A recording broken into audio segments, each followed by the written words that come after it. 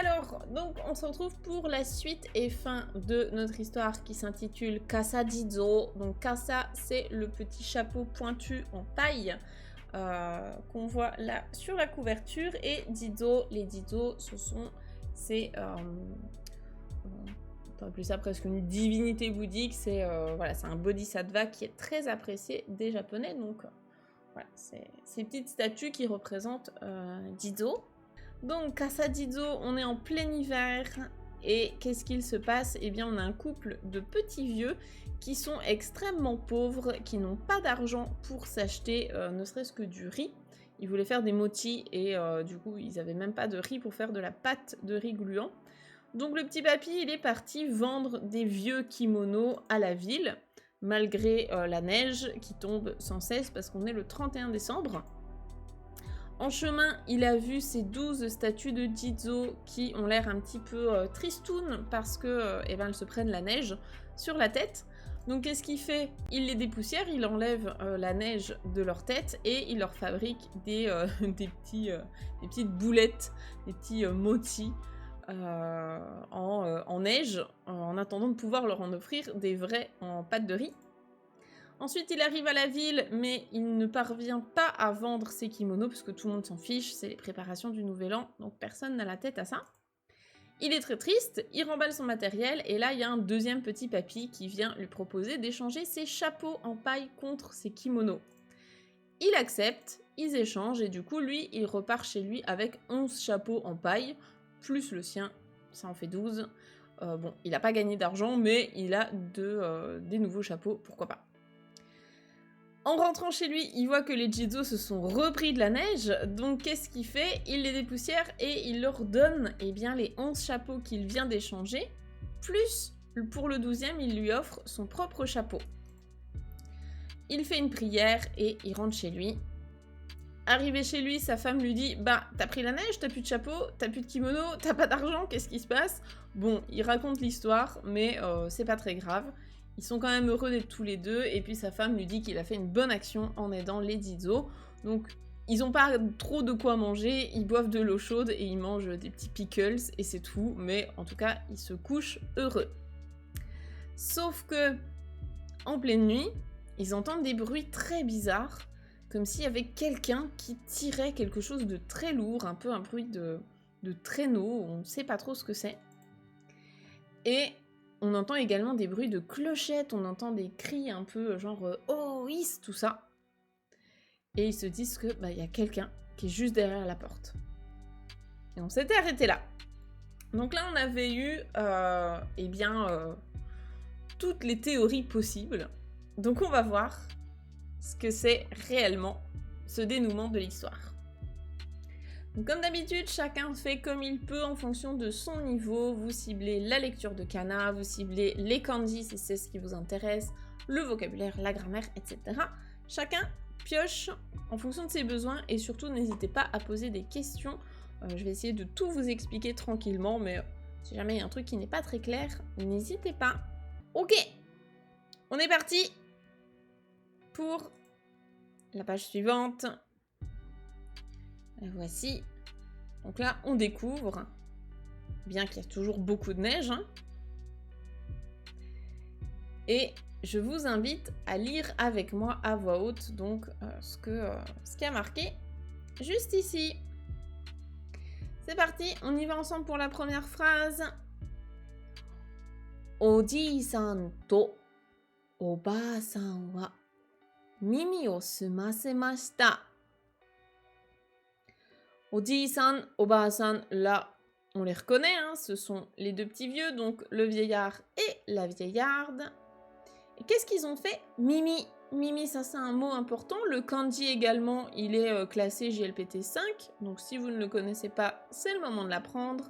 Mimi, qu'est-ce que c'est?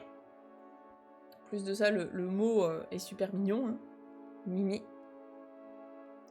Qu'est-ce que ça veut dire? Ça veut dire l'oreille. Mimi, c'est l'oreille. Et est-ce que vous connaissez le film? C'est un Ghibli. Mimi o sumaseba. Est-ce que le titre en japonais, ça vous dit quelque chose? Mimi o sumaseba. Parce que c'est le même verbe ici. C'est la même expression. Est-ce que vous vous rappelez comment ça a été traduit en français le film, le titre du film Mimi o sumaseba? Si tu tends l'oreille, ouais c'est ça, exactement. Donc là, vous avez deviné ce que veut dire ce verbe. Hein. Mimi o sumasemashita, ici c'est la forme passée.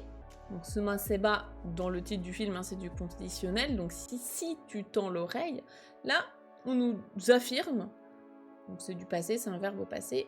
Mimi o sumasemashita, ils ont tendu l'oreille. En fait, ça veut dire écouter attentivement. Donc, ils ont écouté attentivement, ils ont tendu l'oreille hein, pour voir un petit peu qu'est-ce qui se passe. Il y a des bruits bizarres à l'extérieur. Donc, ils ont écouté. Et là, si vous connaissiez le film, du coup, vous pouvez apprendre le verbe en même temps. C'est un 2 en 1, ça vous aidera à le retenir, ce qui est pas plus mal. On a une première voix qui dit Ji-san no ie wa doko da? Ji-san. Ji-san. Il manque ici le O honorifique. Ji-san, donc c'est le Ji-san pour le vieillard. Ji-san no ie, la maison. Wa doko da? Donc là, c'est une question, mais presque rhétorique. Hein. Elle est où, sa maison? Elle est où, la maison du petit vieux? Ji-san no ie wa doko da? Ensuite, on a une autre personne qui répond, en tout cas qui parle, qui dit Jibun no kasa made kabusete kureta ji-san no ie wa doko da? Donc ici, il pose la même question. Hein, la maison la question à la fin, c'est la maison du petit vieux, elle est où? Ji-san no ie wa doko da? Sauf que ici, on a qualifié le petit papy. On l'a qualifié avec tout ce qu'il y a devant Ji-san. Donc on l'a qualifié de Jibun no kasa made kabusete kureta Ji-san. Est-ce que vous voyez ici ce qu'on a donné comme information sur ce petit papy? Donc ça, c'est du vocabulaire qu'on avait vu hein, la dernière fois, dans les pages précédentes. Donc si vous étiez là la dernière fois, eh bien, c'est le moment de ressortir vos connaissances. Qui nous a offert jusqu'à son propre chapeau. Ouais, le papy qui a donné son propre chapeau. Il a donné jusqu'à son propre chapeau. Ouais, c'est ça, exactement. Donc ici, hein, on qualifie le petit papy de donc Jibun no kasa, son propre chapeau pointu. Made, ça veut dire qu'il est allé jusque-là. C'est la particule made pour dire jusque. Hein. À ce point-là, jusque-là. Eh bien, kabusete kureta, ça veut dire qu'il nous a fait porter, et en plus de ça, ils en sont reconnaissants, puisqu'il y a la forme en te kureru, donc le papy qui nous a offert, hein, qui nous a fait porter jusqu'à son propre chapeau, eh bien, sa maison, elle est où? Donc là, évidemment, vous savez maintenant qui parle. Et on a une phrase de description qui nous dit « Konna fu ni kikoemasu ». Kikoemasu, kikoeru, est-ce que vous connaissez ce verbe? Donc kikoemasu, kikoeru, effectivement, c'est entendre. Donc qu'est-ce qu'ils entendent? Konna fu ni, ça je pense que c'est une expression qu'on avait peut-être déjà croisée dans un conte précédent. C'est une expression qui veut dire ce genre de truc, dans cette ambiance-là un peu. Hein, on entend ce genre de truc ici. Donc ils entendent, ou bien on entend ce genre de truc, donc ce genre de truc, eh bien, ce genre de parole, hein, donc elle est où la maison du papy? Elle est où la maison du papy qui nous a offert jusqu'à son propre chapeau? Voilà, on entend ce genre de choses à l'intérieur de la maison. Donc, évidemment, vous avez deviné, ce sont les Jizo qui sont en train de parler. Et si on continue, on va découvrir la suite. Je vais me pousser un tout petit peu pour que vous puissiez bien voir. Tadam! Je continue donc avec Sore wa sori o hiita 12 nin no ojizou-sama deshita. 12 nin, est-ce que vous avez reconnu, hein, c'est le même compteur que ce qu'on avait vu précédemment dans l'histoire.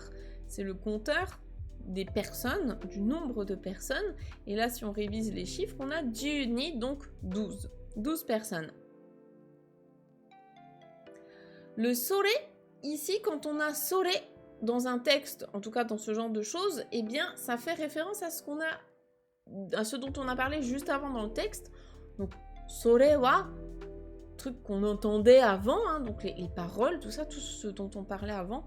Donc les trucs qu'on entendait avant, sore wa, donc ça. Eh bien, qu'est-ce que c'est?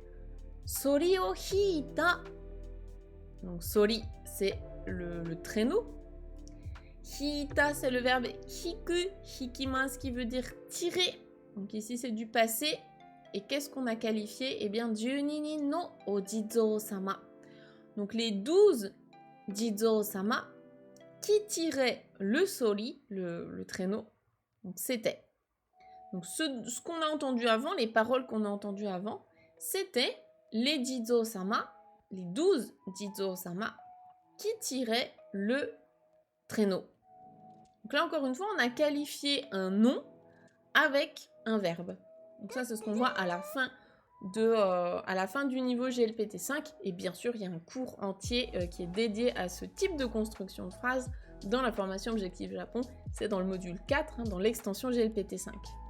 Sori ni wa nimotsu ga yama no you ni tsumarete imasu. Alors ici, on est plutôt sur une construction de phrase niveau GLPT 4. Donc là, je vais laisser les élèves un peu plus avancés essayer de comprendre cette phrase. Sachant que le verbe tsumarete imasu, ici, c'est le verbe tsumareru, qui veut dire être... C'est quelque chose qui est blindé, qui est plein, qui est comblé, qui est vraiment blindé, quoi. Donc là, on voit effectivement que le chariot, il est blindé de plein de trucs. Donc je vous laisse essayer de comprendre, essayer de traduire les élèves qui sont un petit peu plus avancés. Et puis pour les élèves plus débutants, vous pouvez juste repérer les mots de vocabulaire que vous connaissez. Alors il y a Lilo qui dit « Le traîneau était rempli de plein de choses comme une montagne. Le chariot est blindé comme si c'était une montagne. Le traîneau était chargé de bagages. Haut comme une montagne. » Ouais. C'est ça. Vous avez... rempli de bagages. Ouais, c'est ça. C'est ça. Vous avez l'idée... en tout cas, l'image qu'on en donne. Donc, qu'est-ce qu'on raconte? Eh bien, effectivement, donc là, on parle sori ni wa. Donc, le ni ici, c'est pour dire sur, sur le traîneau. Sur le traîneau, qu'est-ce qu'il y avait? Nimotsu. Donc nimotsu, ça peut être soit des bagages, soit ça peut être des colis. Donc là, c'est assez imagé, c'est pour faire comprendre qu'il y a plein de choses. Donc il y a des... Considérez que c'est un peu comme des bagages, parce qu'ils trimballent ça. Donc sur le chariot, enfin sur le traîneau, il y avait des bagages qui étaient vraiment blindés, qui étaient remplis. Yama no yo ni, à la manière d'une montagne, comme une montagne. C'est vrai qu'on dirait vraiment comme ça, une montagne. En français, on pourrait dire, il y a une montagne d'objets, une montagne de choses sur le traîneau. Ok, donc là c'est pareil, cette forme en no yo ni, ça on le voit dans la formation GLPT 4, parce que c'est plutôt classé en N4. Je continue avec la troisième phrase de cette page. On nous dit donc « Oji-san no ie no mae ni tsuku to, sori wa pitari to tomarimashita » Alors ici, il y a peut-être du vocabulaire un peu plus compliqué, mais en termes de grammaire, ça reste assez simple. Donc quand je dis simple, c'est niveau N5.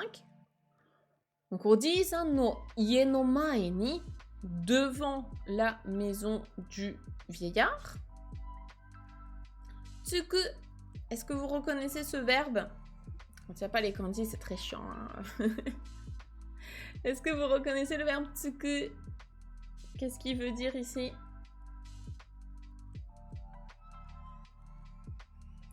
Tsukuru, alors non, parce que du coup ce serait tsukuru. Ici le verbe c'est tsuku, sa forme dictionnaire c'est tsuku. Ouais, c'est dans le sens arriver, c'est ça, exactement. C'est le verbe tsuku, tsukimasu. Donc, en arrivant devant la maison du vieillard, Sori, le traîneau, qu'est-ce qu'il a fait? Pitari to tomarimashita. Tomarimasu, tomaru, ça, c'est un verbe important. En tout cas, au niveau N4, qu'est-ce que c'est? Tomaru, tomarimasu. Si vous avez déjà pris le bus à Kyoto, vous avez dû entendre les chauffeurs qui commentent tout ce qu'ils font. Hoi, tomarimasu. Hoi, bokimasu. Ça m'a traumatisé, hein. Prendre le bus 2 à 3 fois par jour, tous les jours pendant 6 mois à Kyoto. Ça m'a trauma.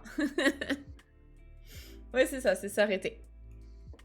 Donc, tomarimasu, tomaru, c'est s'arrêter. Donc, le traîneau, en s'arrêtant devant la maison du grand-père, eh bien, il s'est arrêté, en fait, en arrivant là-bas.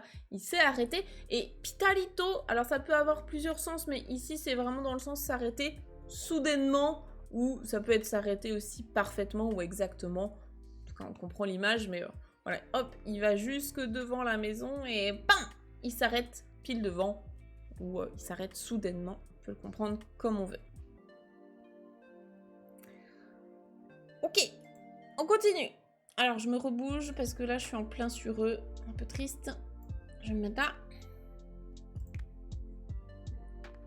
On arrive avec des katakana. Donc les katakana, c'est ici pour représenter des bruits, hein, des onomatopées.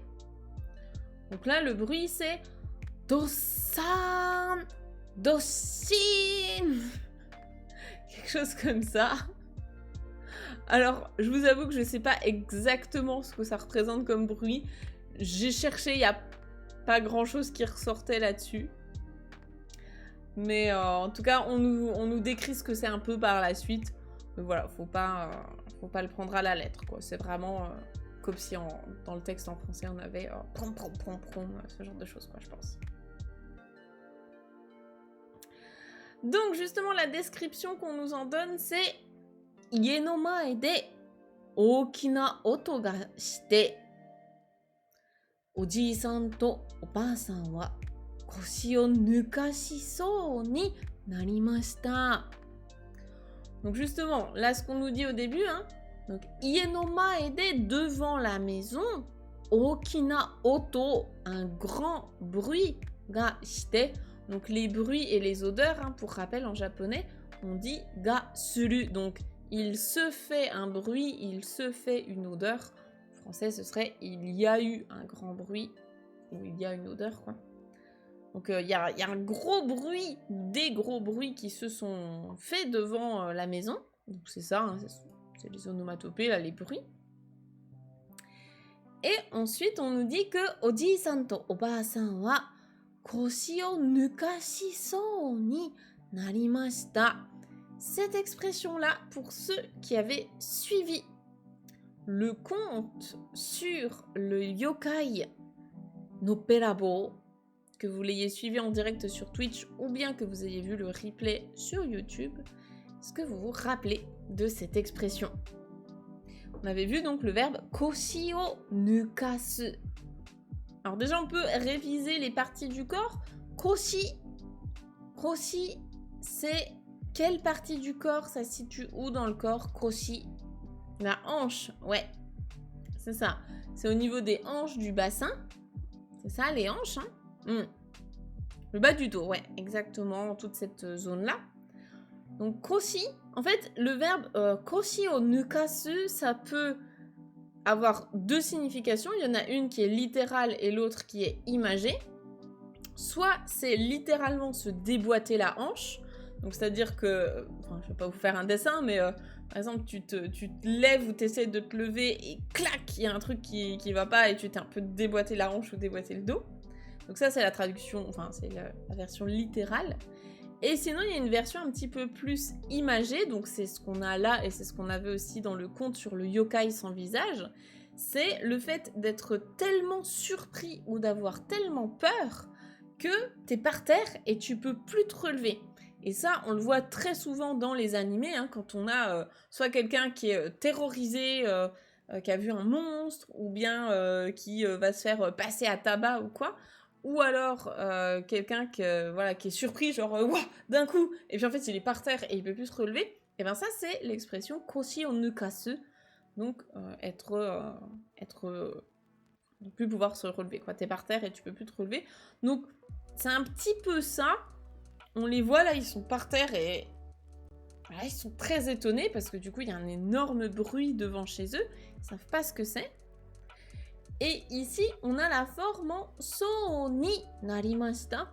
Donc, koshi o nukashi so, ça veut dire que c'est comme si ils étaient par terre bloqués avec de surprise.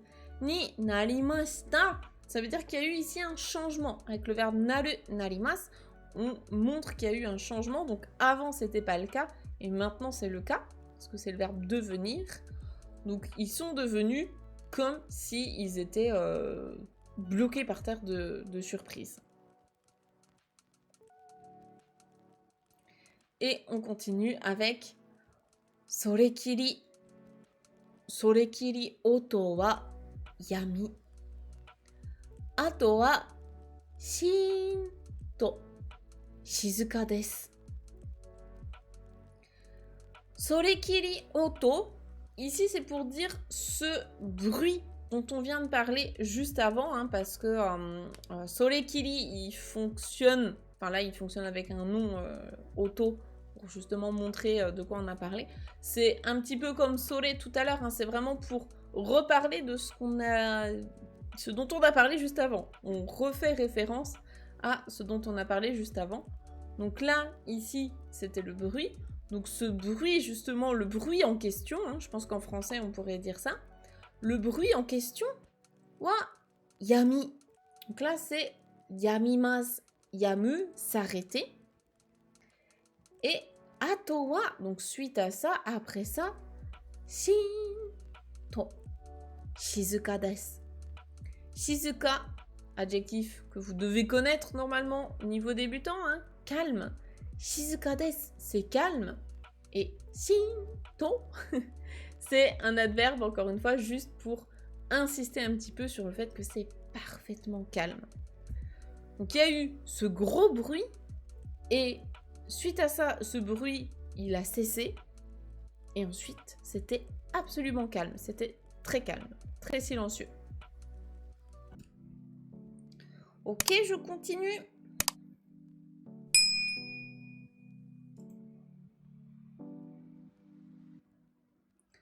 On retrouve un compteur, le compteur des personnes, et je vous rappelle hein, que futari, 2 personnes, la lecture elle est un peu particulière, donc futari, les 2 personnes, là le papy et la mamie, futari wa soto to o akemashita.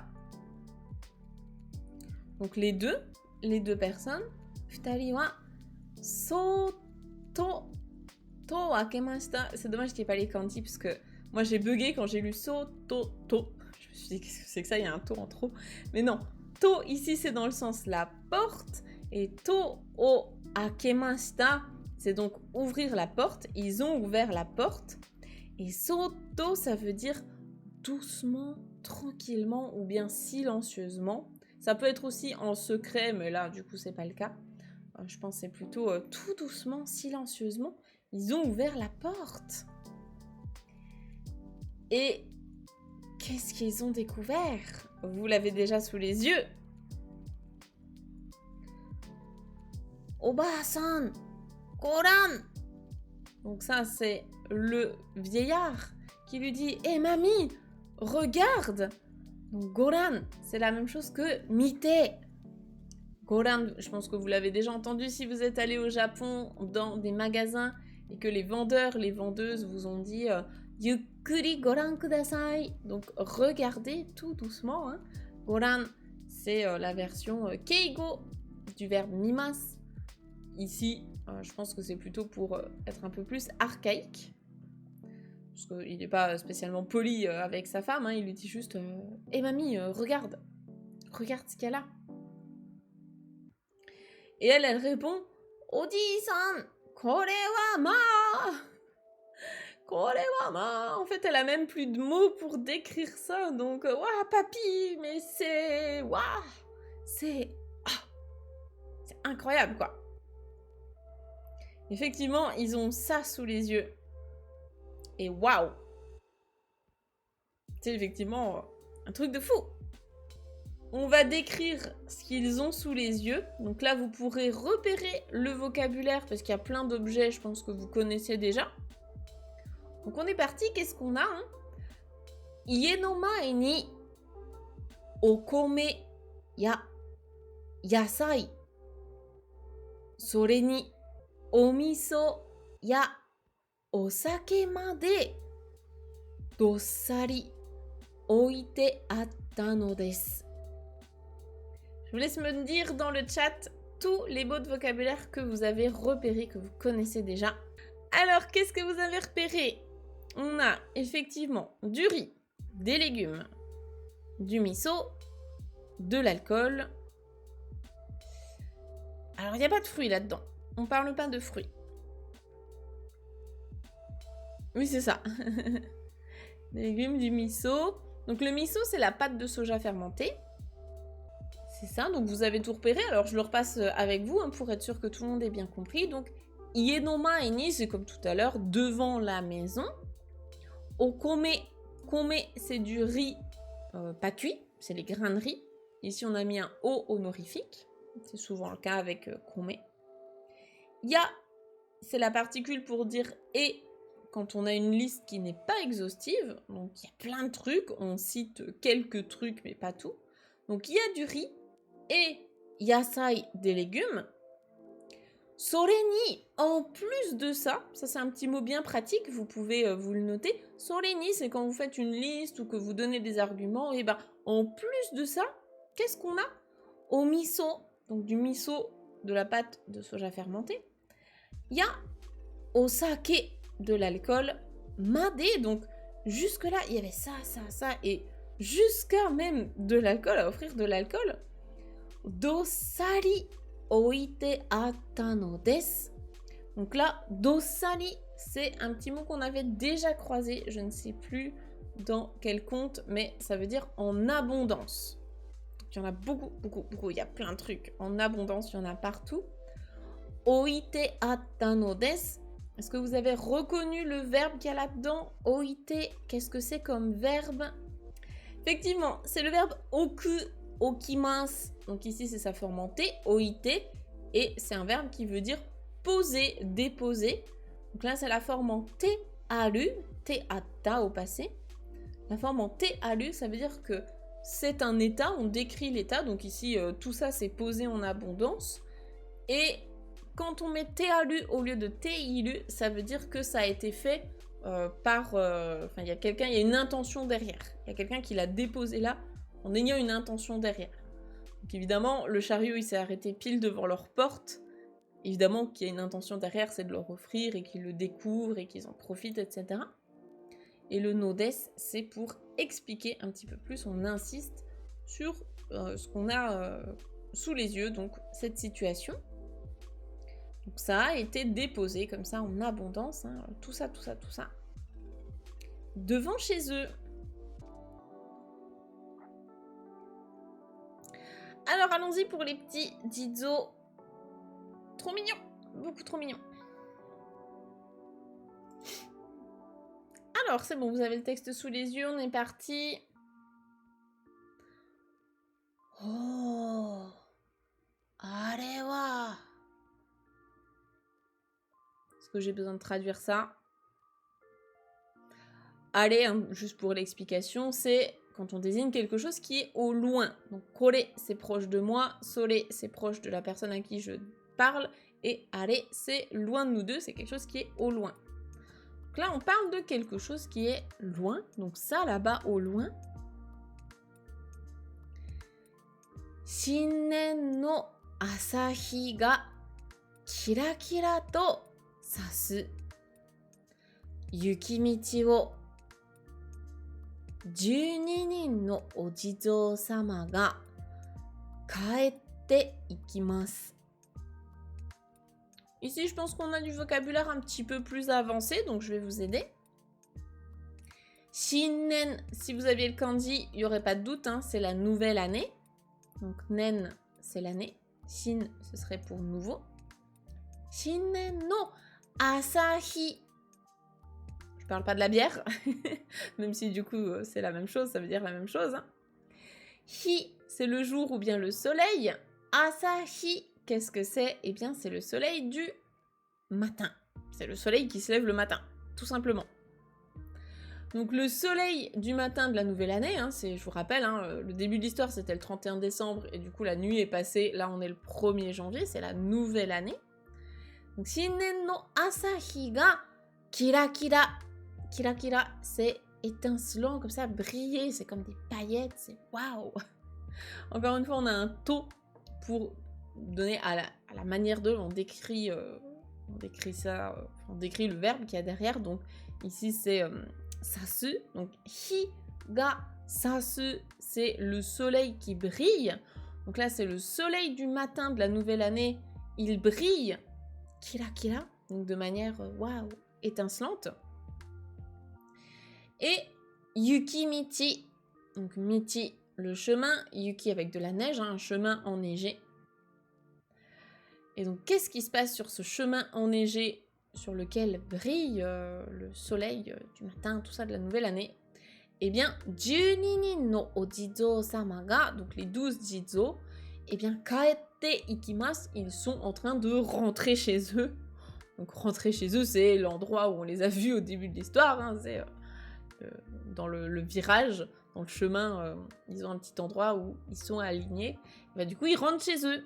Ils ont déposé leur livraison Uber, là. Ils ont fait leur Uber Eats et maintenant, ils rentrent chez eux, se remettre dans leur petit chemin en virage. Alors, qu'est-ce qui s'est passé ensuite? On continue avec la dernière phrase. On nous dit « Sento no ojizo-sama wa oji-san no furui kasa o kabutte imashita » Sento, ici, vous reconnaissez peut-être le kanji de sen. C'est le même sen que dans sensei. Et ici, il a le sens non pas de... un petit peu, mais non pas de précédent dans le sens comme senju, la semaine dernière, tout ça. Mais plutôt dans le sens comme dans sa lecture en saki. Donc quand on parle par exemple du bout, je sais pas, le bout d'un crayon, hein, pen no saki, ou bien... en tout cas, c'est la partie avant. C'est dans le sens le début. Sento, ça veut dire à la tête, ici, d'un cortège ou d'une file ou quoi. Donc le jizo, qui était vraiment à la tête, on le voyait hein, juste avant. On le voyait là, voilà. Ici, celui qui a le petit bavoir rouge. Eh bien, celui qui est à la tête du cortège, c'est lui. Qu'est-ce qu'il faisait? Il était en train de porter le chapeau parapluie, là, le chapeau pointu, le vieux chapeau du grand-père. C'est celui que le petit papy, il lui a donné.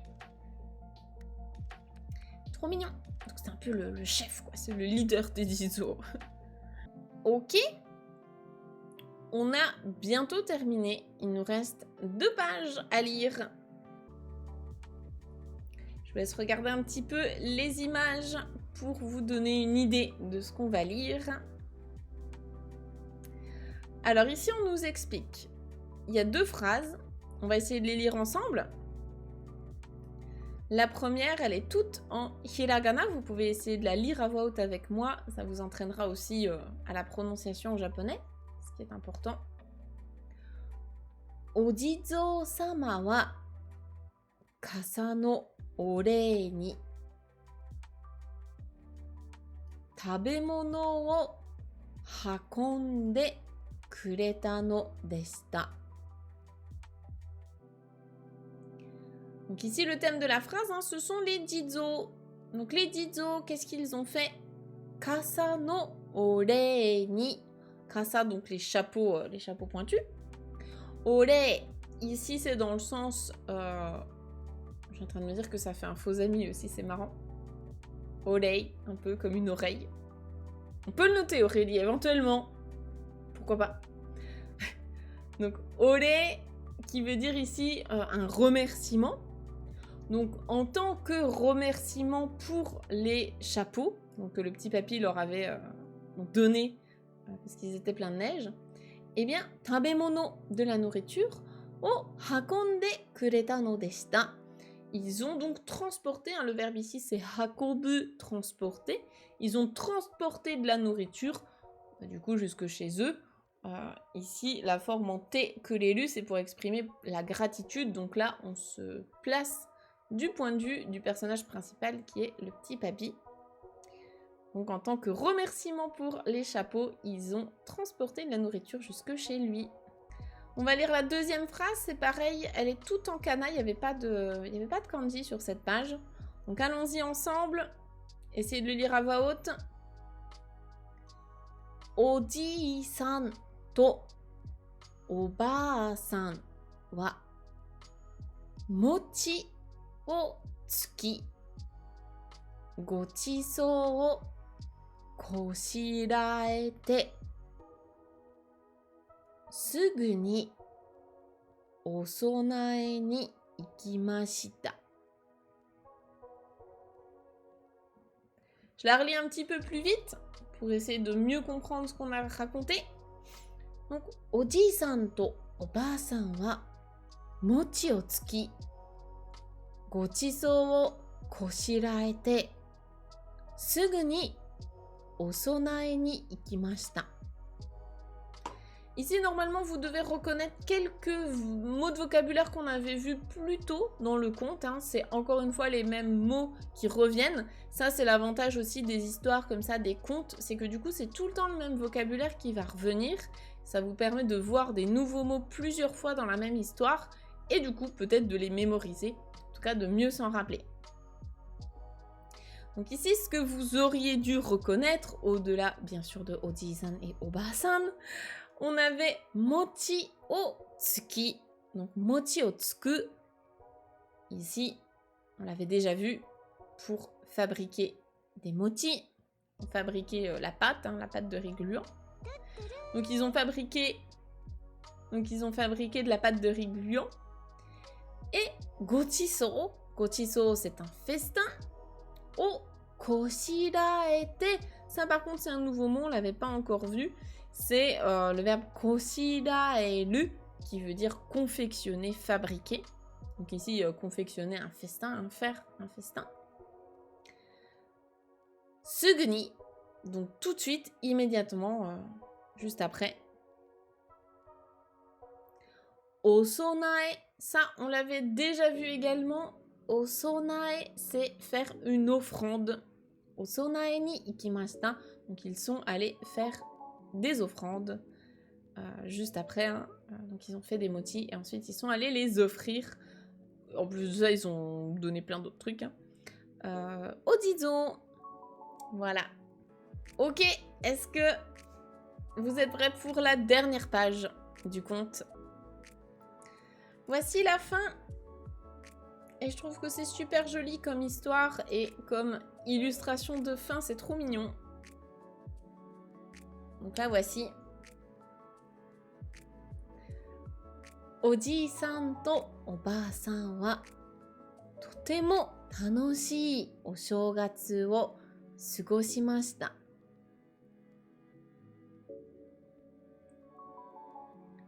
Je laisse peut-être les élèves un petit peu plus avancés essayer de comprendre cette phrase. Ils ont passé un très joyeux nouvel an. Ils ont vécu un super agréable nouvel an. C'est ça. C'est ça, puisque ici on a l'adjectif tanoshi qui veut dire amusant, réjouissant, joyeux, sympathique. Oshogatsu, un nouvel an. Et le verbe c'est sugosu, sugoshimasu, qui veut dire passer du temps ou vivre. Donc ils ont vécu ou ils ont passé un totemo tanoshi, un très agréable, un très joyeux, un très sympathique nouvel an. Je continue.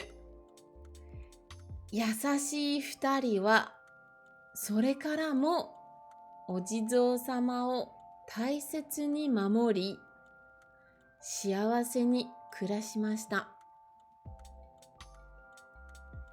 Là c'est pareil, je pense que certains parmi vous peuvent tout comprendre. Donc j'aimerais bien que vous tentiez une traduction, histoire de vous entraîner. Pour les autres, si c'est un peu trop compliqué cette phrase, vous pouvez mettre dans le chat les mots que vous connaissez. Comme ça peut aider les autres qui ne les connaissent pas encore. Alors, qu'est-ce que vous me dites? Les deux gentils papy et mamie. Aussi, après tout ça, on continue de protéger les Jizo. Les deux gentilles personnes. Les deux personnes gentilles ont protégé les Jizo à partir de ce moment-là. Protéger les Jizo. Une vie pleine de bonheur. Pas assez avancé, pas de soucis. C'est bien, c'est bien. Là, je pense que vous avez à peu près tout. Donc, on va reprendre. On a donc déjà l'adjectif yasashi. Yasashi futari. Donc, les deux personnes, yasashi, donc ils sont doux, ils sont gentils. Ce sont des personnes vraiment, vraiment gentilles, douces. Donc, les deux personnes gentilles. Wa sorekara. Sorekara, c'est donc après ça, hein, après tout ce qu'on a raconté là. Après le fait qu'ils aient passé un bon nouvel an. Sorekara mo, donc après ça également. Ojizo-sama o taisetsu ni mamori. Mamoru, mamorimasu, c'est le verbe protéger. Taisetsu ni, c'est en y faisant vraiment attention, hein, en y prenant soin, en prenant soin. Donc ils ont protégé les Jizo vraiment de manière précautionneuse presque. Et shiawase ni kurashimashita. Shiawase, c'est la joie. Donc ils vécurent heureux. En français on dirait ça. Hein. Ils vécurent heureux dans la joie. Voilà. Owarimashita. On a terminé cette très jolie histoire. J'espère qu'elle vous a plu. Moi, je l'ai trouvée vraiment adorable. Ça fait beaucoup de bien d'avoir des histoires comme ça qui sont toutes douces, qui se terminent bien. Et ça fait plaisir, quoi.